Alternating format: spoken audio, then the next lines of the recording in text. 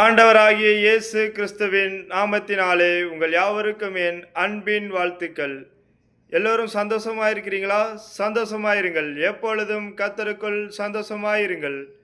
இன்றைய தேவனுடைய வார்த்தை, பன்றி இறைச்சி புசிக்கலாகாது. இன்றைய தேவனுடைய வார்த்தை, பன்றி இறைச்சி புசிக்கலாகாது. வாங்கள் தேவனுடைய வார்த்தையை விசுவாசத்துடன் பொறுமையாக நிதானமாக நாம் கேட்போம். பன்றியின் குழம்பு விரிகுழம்பும் இரண்டாக பிரிந்ததுமாயிருந்தும் அது அசை போடாது, அது உங்களுக்கு அசுத்தமாயிருக்கும்.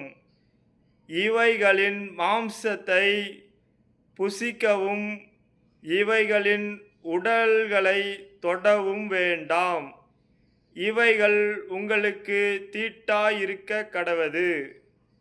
லேவியராகமம் 11ஆம் அதிகாரம் 7ஆம் வசனம் 8ஆம் வசனம்.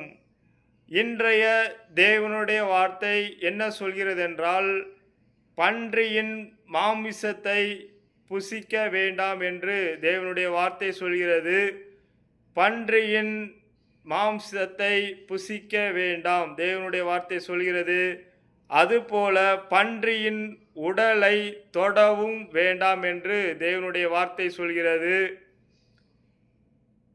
இன்றைய தேவனுடைய வார்த்தையை கேட்ட பார்த்த உங்கள் யாவரையும் தேவன் ஆசீர்வதிக்கவே ஆசீர்வதித்து உங்களை பெருகவே பெருக செய்வார். Thank you friends. மறக்காமல் சப்ஸ்கிரைப் பண்ணுங்கள், லைக் பண்ணுங்கள், கமெண்ட் பண்ணுங்கள். எதை செய்தாலும் தேவனுக்கென்று செய்யுங்கள், தேவ நாம மகிமைப்பட செய்யுங்கள். Thank you friends.